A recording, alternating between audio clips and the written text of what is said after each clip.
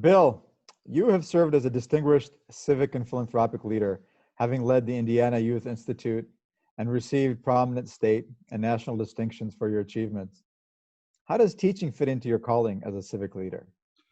Well, Dean Passick, my professional career has now spanned more than 3 decades, and I've been very fortunate to work in all three sectors. My first career was as a radio sportscaster, so I served for about 10 years in the private sector and then moved into the public sector, working on staff in the United States Senate, as well as a cabinet level position in the capital city of the state of Indiana. So I've served in the public sector as well.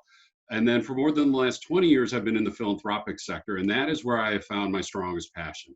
Certainly, I want the business sector to be successful, to be prosperous in a way that benefits the widest range of people with just wages and equal opportunities. And certainly, we need wise leaders in our public sector, and I enjoyed working there as well.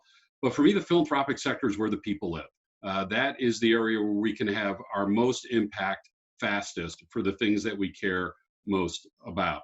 You know, I think about Edmund Burke's Little Platoons or de Tocqueville's voluntary associations. Those are located at the grassroots level and can provide the greatest amount of assistance to people in need. And that's why I'm passionate about the philanthropic sector, and I'm able to live out that passion by teaching for the Indiana University Lilly Family School of Philanthropy. And I guess now, as I'm in this current season of my professional life, I feel there's an opportunity to give back. There's an opportunity to take what I've learned and teach that to the next generations. And in many ways, I have the best of both worlds, that I work with these very talented researchers on our academic faculty and in our research team, and I'm learning from them every day, and I'm learning from them all the time. And I take those latest research learnings and I combine that with what I've learned in my own career, what the mistakes I've made in my own career, the observations that I've had, not just in nonprofits that I've been directly associated with, but other nonprofits that I've observed, and am able to combine that in a very practical way. That's why my title, as you know, is Clinical Associate Professor, clinical meaning that I'm really emphasizing that practical application of the research and the real world learnings. And so being on the faculty of the Indiana University Lilly Family School of Philanthropy provides me with an opportunity to do that, to emphasize the strengths of the philanthropic sector. Well, one of our founders, as you know, Robert Payton said, in our sector, we have the gift of human presence in ways that the other two sectors don't. And we do that in formal ways through nonprofit organizations. To be able to take the research from our school, practical learnings from my professional career, and bring those together on behalf of our students is really an exciting opportunity that I enjoy being on our school's faculty. That's terrific, Bill. And tell me, you have immense passion and wonderful expertise. Why did you choose the Lilly Family School of Philanthropy as the place to bring those together? Well, the Lilly Family School of Philanthropy truly is the gold standard. We certainly have so many other colleagues and kindred spirits elsewhere in higher education, often with a single professor or a single department within a college, within a broader university landscape.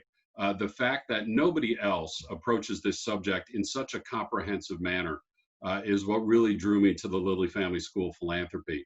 And certainly the fact that the school lives in both worlds, certainly the research and academic world, through our research, our faculty research, and then the courses that we teach with bachelor, master, and doctoral degrees, but then also how we face practitioners much more broadly than anybody else, certainly through the fundraising school, which also was a bridge for me to come to the Lilly Family School of Philanthropy, but our other institutes as well, the Lake Institute on Faith and Giving, and the Women's Philanthropy Institute, and the Muslim Philanthropy Initiative, and these other activities, that we are touching so many frontline practitioners in so many ways that are practical and useful. That was just too much of an opportunity to pass up. So I'm grateful to be able to live in both of those worlds, and the school provides me with those opportunities to do just that. That's great. Well, among your wonderful translational and synthetic work, you also have your own research program. Bill, can you tell us a little bit about the themes of your own research? Well, my primary research has focused on boards of directors and how we get boards of directors more engaged with fundraising. And Amir, it's not to say that nonprofits that don't have a strong board of directors can't be successful, but the work of the staff is so much harder in such an excruciating way if boards of directors are not properly engaged. In so many ways, from my perspective, the board of directors is that first domino that has so much opportunity to inspire the rest of the nonprofit organization to be successful. So a study that I've completed looks at how do we increase fundraising amongst board members. Something as I looked into the academic literature, did not see too much work on. In fact, you know, it's interesting when we look at the scholarly literature, much of the work that's been done on boards is already 10, 15, 20 years old. So I think we have a new opportunity to plow some new fertile ground in the area of board governance. We have a wonderful national, international partner in BoardSource. Their primary data are extremely comprehensive, very thoughtful, and very useful. And the leadership of BoardSource is very collaborative, as you know, with our school to be able to utilize that data for research projects. Our school's research study on boards and diversity utilize BoardSource's data. Our associate dean, Dr. Una Osley, who oversees our research, is on BoardSource's research committee. So there's a nice working relationship there. And that allowed me access to their data to take a look at this important question of boards and fundraising. And then in a more meta-analysis way, my time has been spent in reviewing the scholarly literature on this topic of leadership, and not just leadership, but leadership in our sector. It's so interesting, and my colleague Dr. Patrick Dwyer has noted this in his scholarly work, that much of the academic study on leadership has been in the private sector, understandably so, as well as in the public sector, understandably so, with not as much direct research on leadership in the philanthropic sector. So I think our school has a unique opportunity to really plow some new ground and see how does existing leadership theory apply to the philanthropic sector, and as we look at the philanthropic sector, can we create new leadership theory? And so it's been very interesting to do this meta-analysis and look at the existing scholarly literature, translate that into a graduate level course that I teach on leadership in the philanthropic sector, as well as then translating that research into professional development courses for the fundraising school.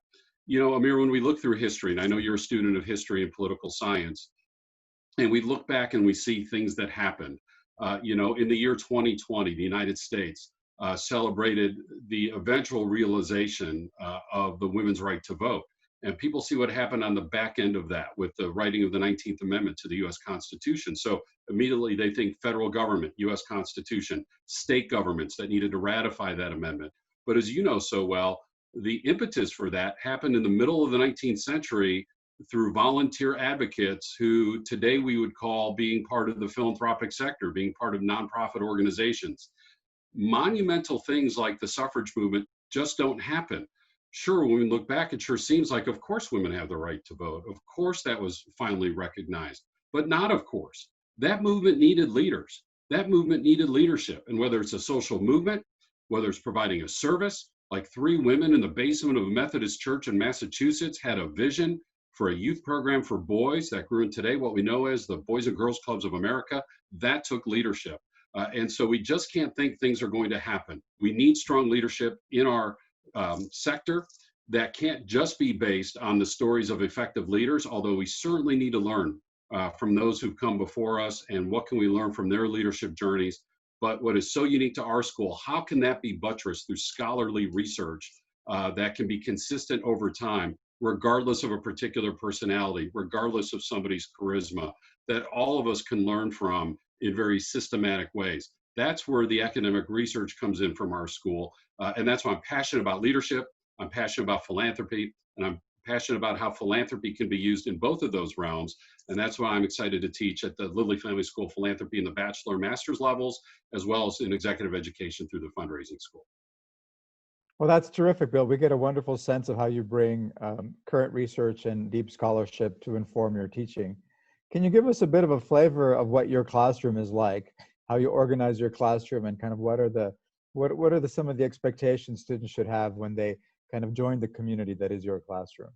Well, Amir, it's interesting. The way I lead my classroom is the way I enjoy leading teams in a work setting, and that I love smart people who have a heart for our mission, who will disagree with me. I love that on the teams that I'm a part of professionally, and I'd love to have a classroom like that, where you ask people the right questions and you engage them in vigorous discussion.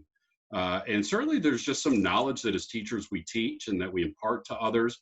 but I really want people to think. I want people to marinate. I want people to apply that to their own lived experiences. I welcome a challenge to an assertion that's made, and how that can inspire conversation and how that can inspire peer-to-peer learning and student-to-student learning.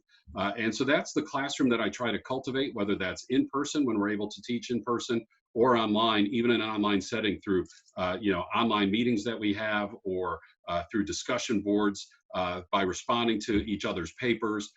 Again, I really love that open dialogue that allows us to delve deeper, as opposed to here's the information, you synthesize that and report back to me with a paper or a test. So I very much enjoy our students. I enjoy the relationship with students. And then the other thing that I enjoy is when I stay in touch with students after the class concludes. Nothing excites me more than an email or a text or a phone call from a student who says, hey, I got the job. Thank you for your assistance. What I learned in your class, I used during the interview to be able to get hired. That is just exciting to no end. Or I think of students I've had who've been promoted, and they say, I took your course on leadership, and I'm going back to the notes, and I'm going back to what I learned, and I'm using what I learned to now lead my team. It's the first time ever I'm a leader. To be able to see them marinate in the scholarly literature, to absorb the course learnings, but then go out and apply those learnings in a way that help them professionally. Nothing is more exciting, and by far is the greatest benefit I derive from serving as a member on the faculty. That's great. I was going to ask you my last question about what success looks like for students in your class, but I think you've already addressed that the transformation that happens in the classroom carries on into life afterwards as well. So I want to give you the last word if there's anything else you'd like to share with potential students who would like to join the class. Yeah, there's a theme that runs probably through all the courses that I teach, Amir, both in our academic coursework and the executive education professional development that I teach through the fundraising school. And this was some initial research on leadership and nonprofit leadership and fundraising done by two gentlemen by the name of Nanus, N-A-N-U-S, for folks who want to look him up, Nanus and Dobbs. And they created a very nice diagram that summarizes leadership and fundraising. And the Y and X axes create 4 quadrants. And if people in their minds think of a clock, the top right quadrant, kind of 1 or 2 o'clock, is where we're looking outside the organization into the future for trends and for information that could affect us. And that's how we develop vision, and that's how we develop strategy. And then we come down to the bottom right quadrant, kind of 4 or 5 o'clock on the dial of a clock. And that's where we're a change agent as a leader. We're leading up. If we're a CEO, we're leading up to the board, or we're leading peer-to-peer, or we're leading to our teams. And we're describing that vision. We're describing that strategy. We're answering their questions. We're being confronted by their concerns. And then once we have everybody on board, we go to kind of 7, 8 o'clock on the clock, the bottom left quadrant. And this now is where the leader is a coach. And the managers are managing and the implementers are implementing. And the leader is certainly celebrating successes, help everybody stay accountable. But this is where continuous improvement comes in. So the leader is learning, how well is the implementation going? What revisions need to happen? Where do we need to grow? And then this is the best part. The top left quadrant, kind of 10, 11 o'clock on the dial of a clock, that's where we get to fundraise. It all ties together because fundraising is based on our strategic plan. And fundraising is based on our vision, and fundraising is based on our team coming together. And our team certainly can be our staff and our board, but also our volunteers and our participants and our donors and other external stakeholders. And then we run our program and we measure for results, and we go back in the outside world and we can volunteer. I tell my students that I don't have a tattoo, at least not yet, but if I ever get one, it's going to be that diagram.